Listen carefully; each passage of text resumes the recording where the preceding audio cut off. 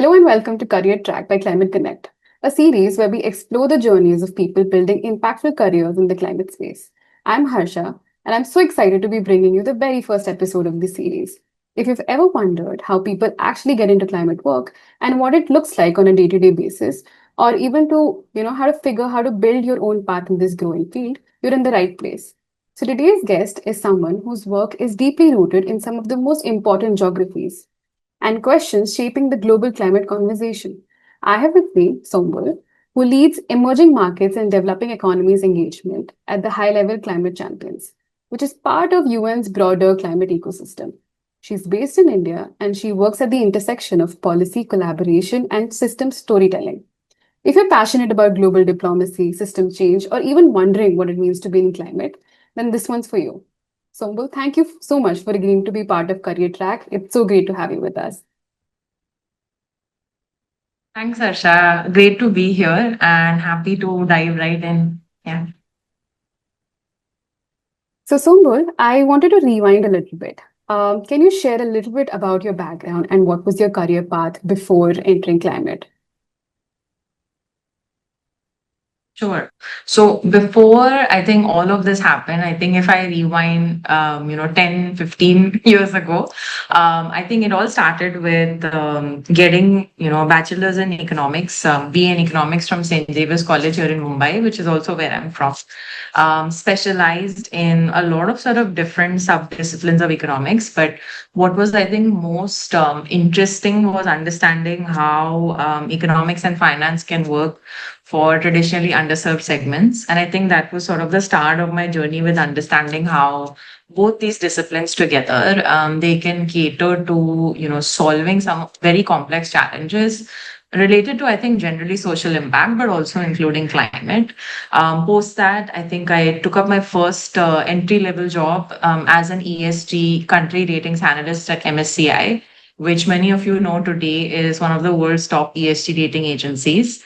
Post that, spent some time both in the private sector as well as the UN system, sort of while and also after I graduated from Columbia University's policy school, where I specialized in international relations, economic development, and inclusive finance.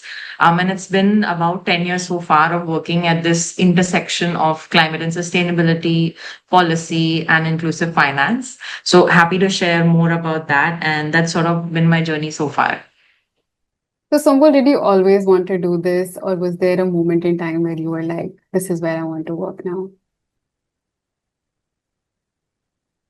I think that so saying that I knew immediately, I think that's not fully honest or fully accurate. What I will say is more real is that when we were back in college, we were studying economics. I think it was the start of something really unique.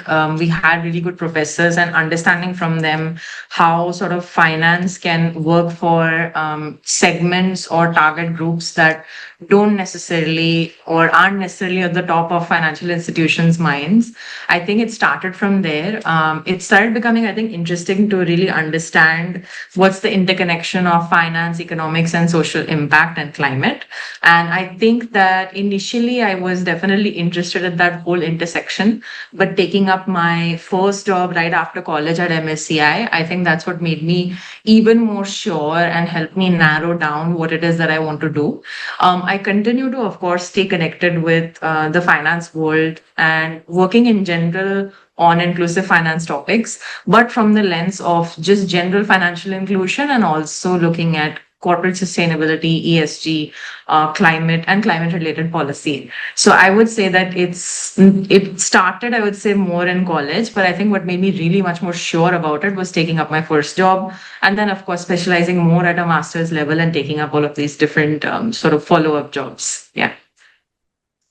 It's so great to see you working at the intersection of so many things. And I feel like people usually think of climate as just science or policy, right? But now to see that it touches nearly every sector, that's great. So, Sombul, also, why is fighting climate change so important to you personally? So for me, I think at a personal level, I would say that the lived experience that I've seen in and around my own hometown in Bombay, right? That is at a personal level, I think what motivates me more to contribute to solving some of these really complex challenges related to climate. In very, very simple words, I think it's just looking at how weather patterns are more unpredictable, erratic, and how difficult it makes life for many people who are on the lower or middle end of the spectrum of income. I think that's something that has really been a personal motivation to look at your sort of my own network, my family, my community, people around me, and how climate impacts have been really disproportionate for some specific segments that are already vulnerable. And at a more professional level, I think I always, of course, I mentioned that I have an interest in finance, but I think I'm also somebody who's very data oriented and I love looking at what data says about problems that we see around us. Because very often, sort of ignoring or keeping aside the confirmation bias bit, data sometimes does help us, right, to understand that this is a feeling that I have that the weather is more erratic now around me. Is this actually true? And data is something that has helped me combine sort of that personal angle with more of a professional lens, and making me sort of more, looking at all of this is difficult, but it's made me more motivated that these problems are really, really urgent to solve. And it's something that's motivated me to continue, to contribute to it. That's so interesting. So what kind of projects are you working on right now? So in terms of projects, what I'll say is two sort of very different sets of answers that I have. One is, I think, more from the sustainability consulting or private sector lens, and the other is from my current role. So to start with, I think what I'll say is the type of projects that we worked on in sustainability consulting, especially, I think there's not one typical template, but what I would say that consultants set of projects look like is a lot of strategy and advisory, very often for larger corporations from the private sector or for government agencies or state-owned enterprises. In the climate space, what those projects look like are, medium to long-term projects, helping these organizations understand what are the actual strategies and initiatives and how do you track success of those to reduce your carbon footprint, your emissions profile, to make sure that overall sustainability is integrated in whatever that the business is doing and its overall ethos, right from the entry level up to the board level.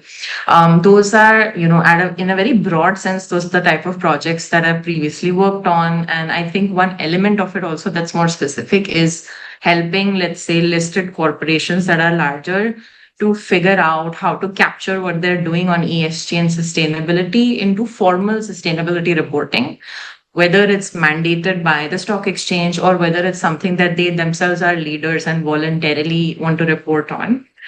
These are sort of the two types of projects, I think, a lot of which I have had previous experience with, and those around me also have spent, significant amount of time doing either strategy or reporting sort of projects. In my current role, I would say that project may not be like the best term to define it, but what I will say is that we work more on mobilizing, I think, different sets of stakeholders or groups to work together. How we do that, I would say, is through different sets of advocacy initiatives, thought leadership, or campaigns. And the idea is that one is that there's a common vision across the private sector and also this sector, which is to really bring together groups that are working to raise climate ambition and action. So to make whatever you do more ambitious year on year and to deliver on what is it that you're ambitious about. The second thing that I think is more unique to the system that I'm in now, which is more of the policy space or sort of the larger framework of what the UN does. I think their idea is to bring together a lot of different actors to also align and spotlight what's working really well and what's successful, especially when you think of its linkage to national level climate goals. So for India, that would be, for example, Panchamrit. And at a very macro level, think of what all of these groups together are doing that ultimately contributes to global goals, like under the Paris Agreement. So I would say the contributions of each of these sectors are really unique. They complement each other really well, but they do require, I think, adaptability and slightly different skill set to do really, really well and to really make maximum impact. Makes sense. I love that focus, especially around SMEs and racial engagement. It's sort of like where policy meets real people, right? Um, Also, so I just want to understand from you, are there any common misconceptions about what it means to work in climate that you'd like to address? When I think about it, I think misconceptions, I think there are many, but the one that I think is very common among people who are just starting out their career in this space now is that there's a lot of sense of fear and a lot of demotivation that people feel because the misconception or assumption is that there are only X number of roles or X types of roles in climate. The tricky but interesting part about climate is that it's come at a later stage in our lives in our country or in this region. It's been around since a very long time. It's just that it's become more visible and something more that people are investing in today. So the misconception I think would be that it's only, for example, if I have hyper super specialized as a degree or some technical experience in climate, then and only then can I be a part of the sector. And there are only these five types of roles that I've heard about. So if I don't fit into any of these, I'm not a good fit for the sector. So that would be, I think, the biggest misconception that I've seen or I've heard from people when they're talking about entering into or they've just entered into this space. What I would say is that this is a very sort of more open ended answer, but what I will say is that the advantage of it being slightly newer in people's lives here is that there's a lot of room for experimentation and it's becoming more integrated or mainstreamed across different industries. So even if you think today of technology and innovation, even that has an element to climate. So today, even if you're somebody who's into technology or innovation in general, tomorrow you can always use transferable skills and some technical knowledge of technology and pivot into a role that's say today into climate tech or climate ventures or investing in technology or climate tech focused ventures. So that's sort of, I'll sum it up and say that that's a misconception I do think is around. And it would be really great to see lesser and lesser people buying into that. That's so interesting you say this, because my next question is sort of related to the skills bit. So what skills and qualities do you think are most important for people who want to make a difference in climate? Hmm. So I would say that it's a two-part answer, honestly.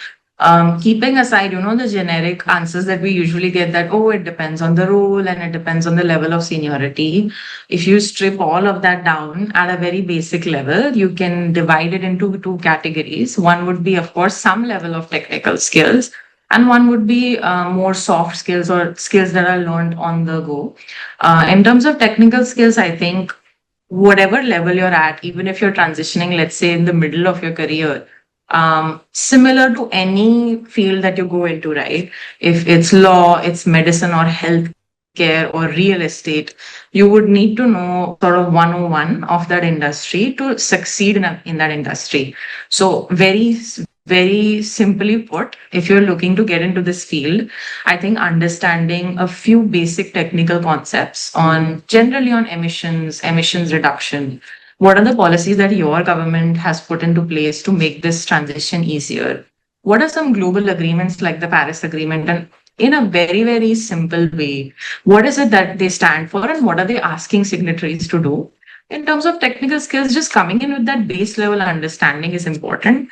And in terms of soft skills, I think here is where I think the science angle comes in a bit. So you might be in any different industry before this, or you might just be a student and you're looking to do your first job in this space. It's very specifically, I think it's communication and presentation skills.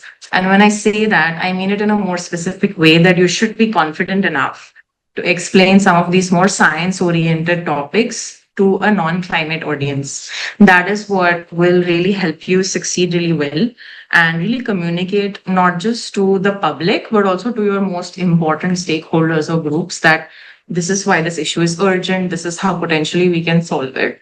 So having those communication and presentation skills is important. And lastly, I think because I mean, I know it's at the risk of sounding repetitive, but it's a very, climate change and climate impacts. It's a very, very complex set of problems to solve. So similar to anything like it, it needs a lot of collaboration. So very specifically put, what it means is that you need to be somebody who comes with a willingness to be open and to work with multiple partners. It's just the openness and willingness to be collaborative. So it's communication skills and openness to collaborativeness. And in technical terms, it's just the basics 101. Come with that, stay humble and stay curious. And I think that's what makes sort of the complete skill set. Yeah. Thank you so much for sharing this. I think this will be helpful for a lot of people who are listening into this. Also, now I just wanted to sort of look to the future and understand what specific developments are there in climate consulting space, and what are you most excited about for the next few years?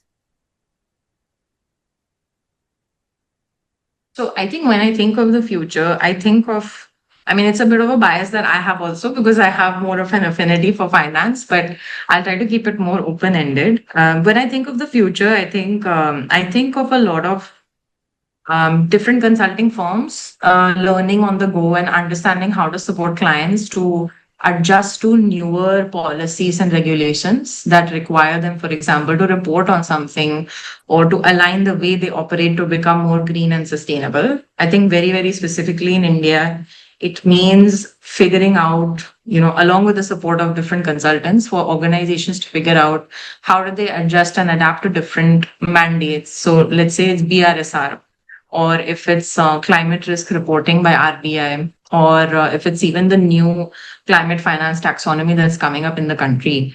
These are all sort of newer or futuristic, I would say, initiatives that are coming up, and they will have an impact for consultants offering these services, right? There's going to be a lot of questions that you're going to get asked. There are a lot of potential opportunities there. So I would say that these are very specifically some examples that I can think of. And this is something that's happening as a wave across different emerging markets, not just India. There's a lot of interest from different governments and different levels of government to make sure that the way organizations operate is more green.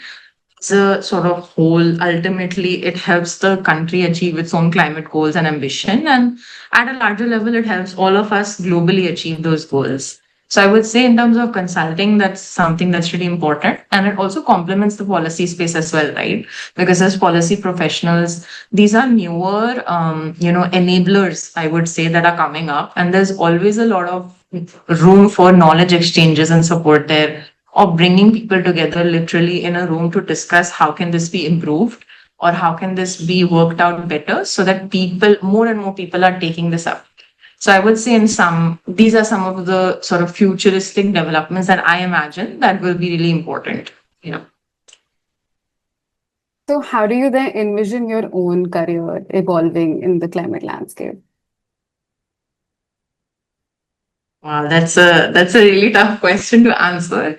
But from where I stand right now, what I would say is that I imagine it as, transitioning into a more senior leadership role, in the next few years, and really figuring out what are those unique areas where I think the solutions are working well, and how to figure out to be more innovative and make solutions that are replicable and scalable. I think that's one of the most unique things about what happens in emerging markets.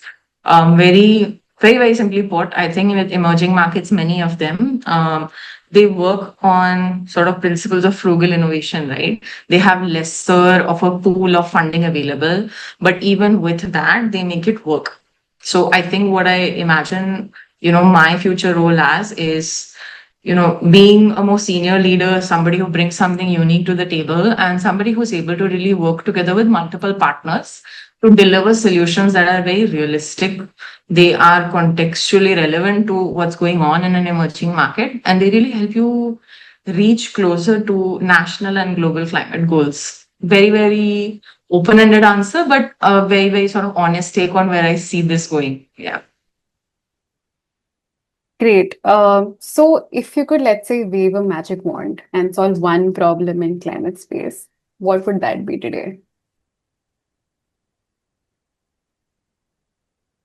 I feel like that's a really good question, and I feel like I would be very greedy, and I would just ask for more wishes. But I think one of the things that I would ask for is, to somehow have this ability to have just surface and water temperatures, I think, not increase the way they're increasing. Very directly, I feel like millions of people rely for their livelihoods and employment on natural land and on oceans and water in general. And I feel like, again, at the risk of repeating this, it's a huge thing, right? In many emerging markets like in India, you would know of so many people whose entire year is dedicated to figuring out how they're making the best use of natural resources to really not just, I would say, survive, but thrive. So if I had a sort of, magic solution, I think I would want to work on that because it really helps people not just survive, but thrive. And it would be really good to see everything moving towards that stage where people are much more comfortable with how their life is turning out, and people are actually able to use natural resources around them in a judicious and sustainable way, while also making sure that their actual basic needs and livelihood needs are met. Yeah. I mean, beautifully said. You tackled that question really well. Uh, so, just to close this, right? Do you have any parting words for young people who are dreaming about working in climate impact and doing something really meaningful?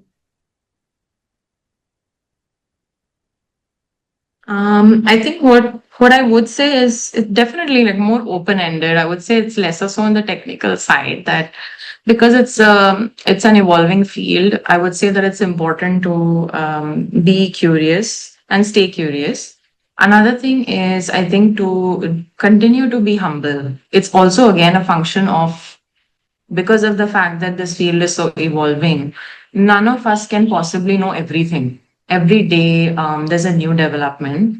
And it doesn't matter whether or not it's in India, it could be in the European Union, it could be in a different region, or tomorrow it could be in India.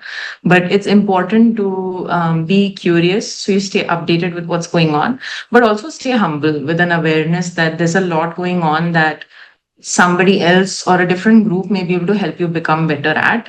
And the last thing that I'll say is that be more confident and believe in yourself first before you believe in what other people think of you or are trying to make you think that this is what you're like, because there is nobody who knows you as well as you do.